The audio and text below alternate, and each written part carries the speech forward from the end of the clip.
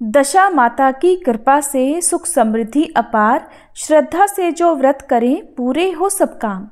दशा माता व्रत का महत्व केवल पहले दिन तक ही सीमित नहीं रहता, बल्कि इसका प्रभाव और पुण्य फल अगले दिन भी विशेष रूप से महत्वपूर्ण माना जाता है। दशा माता की पूजा करने वाली महिलाएं दूसरे दिन पुनः दशा माता को नमन करती हैं और परिवार और संतान की सुख शांति के लिए विशेष पूजन संपन्न करती हैं।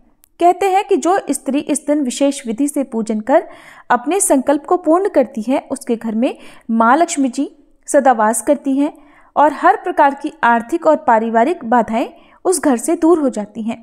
हमारे चैनल पर दशा माता के पहले दिन की कहानी सुनने के लिए आप सभी को बहुत बहुत धन्यवाद। आज सुने दशा माता के दूसरे दिन की कहानी। एक बार एक राजा था, उसकी 2 रानियां थीं। बड़ी रानी की कोई संतान नहीं थी। छोटी रानी का एक पुत्र था। राजा छोटी रानी और राजकुमार को बहुत प्रेम करता था।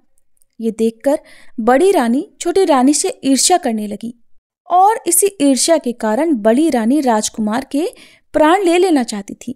एक दिन राजकुमार खेलता खेलता बड़ी रानी के चौक में चला गया। बड़ी रानी ने राजकुमार के गले में एक काला सांप डाल दिया। छोटी रानी दशा माता का व्रत किया करती थी और राजकुमार भी दशा माता का ही दिया हुआ आशीर्वाद था। दशा माता की कृपा से राजकुमार के गले में वह सांप बिना नुकसान पहुंचाए हुए कहीं और चला गया। ये देखकर दूसरे दिन बड़ी रानी ने लड्डुओं में जहर मिलाकर राजकुमार को खाने के लिए दिए। राजकुमार जैसे ही लड्डू खाने लगा तो दशा माता एक दासी का रूप धारण करके आई और राजकुमार के हाथ से वह जहरीले लड्डू छीन लिए। बड़ी रानी का ये वार भी खाली गया। इस बार भी वह असफल हो गई। अब रानी को बड़ी चिंता हुई कि वो किसी भी तरह से राजकुमार को मार ही डालेगी। तीसरे दिन जब राजकुमार फिर से बड़ी रानी के आंगन में खेलने गया तो रानी ने उसे पकड़कर गहरे कुएं में धकेल दिया। क्योंकि कुआं बड़ी रानी के आंगन में बना हुआ था, इसलिए किसी को भी इस बात का पता नहीं चला कि राजकुमार कहाँ गया। लेकिन जैसे ही बड़ी रानी ने राजकुमार को कुएं में धकेला तो दशा माता ने उसे बीच में ही रोक लिया, बीच में ही पकड़ लिया। इधर सुबह से दोपहर हो गई। दोपहर हो जाने पर राजकुमार के ना लौटने पर राजा और छोटी रानी को चिंता सताने लगी। दशा माता को भी इस बात की चिंता हुई कि राजकुमार को उसके माता पिता के पास वापस कैसे पहुंचाया जाए। राजकुमार को खोजने वाले कर्मचारी निराश होकर बैठ गए। राजा और छोटी रानी पुत्र शोक में रोने लगे।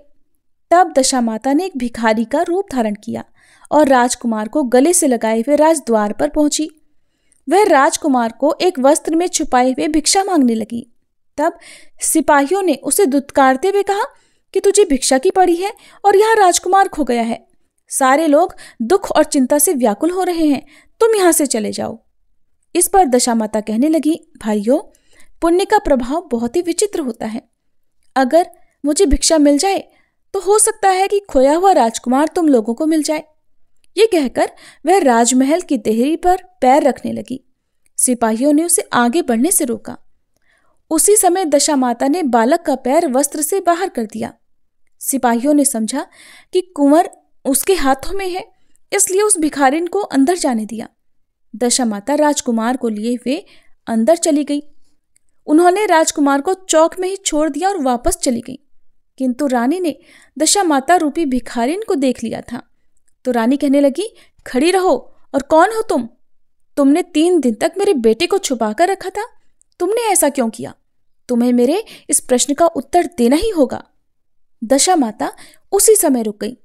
फिर उन्होंने बताया कि मैं तुम्हारे पुत्र को चोरी करने वाली नहीं हूं। मैं तो तुम्हारी आराध्या देवी दशा माता हूं और मैं तुम्हें सचेत करने आई हूं कि बड़ी रानी तुमसे बहुत ईर्ष्या रखती है। वो तुम्हारे राजकुमार के प्राण ले लेना चाहती है। एक बार उसने तुम्हारे पुत्र के गले में काला विषैला सांप डाल दिया था, जिसे मैंने भगाया। दूसरी बार उसने इसे जहरीले लड्डू खाने को दिए थे, जिन्हें मैंने इस राजकुमार के हाथों से छीन लिए थे। और इस बार उसने तुम्हारे राजकुमार को अपने आंगन के कुएं में धकेल दिया था और मैंने इसे बीच में ही पकड़कर इसकी रक्षा की। इस समय मैं भिखारिन के वेश में तुम्हें सचेत करने आई हूं। ये सुनकर छोटी रानी दशा माता के पैरों में गिरकर क्षमा मांगने लगी। छोटी रानी विनीत भाव से हाथ जोड़कर बोली, हे दशा माता, जैसे कृपा आपने मुझे दर्शन देकर की है, वैसे ही मैं चाहती हूँ कि आप सदैव इस महल में ही रहें। मुझसे आपकी जैसी सेवा होगी मैं करूँगी।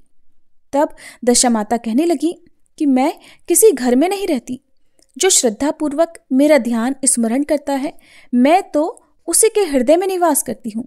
मैंने तुम्हें साक्षात दर्शन दिए हैं, इसलिए अब तुम सुहागिनों को बुलाकर उन्हें यथाविधि आदर सत्कार के साथ भोजन कराओ और नगर में ढिंढोरा पिटवा दो कि सभी लोग मेरा डोरा लें और व्रत किया करें। ऐसा कहकर दशा माता वहीं अंतर ध्यान हो गई।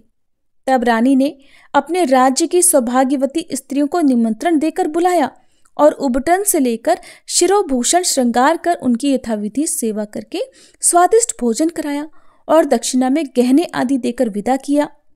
फिर तो रानी ने अपने राज्य में ढिंढोरा पिटवा दिया कि अब से सब लोग दशा माता का डोरा लिया करें। सब मिलकर प्रेम से बोलिए दशा माता की जय।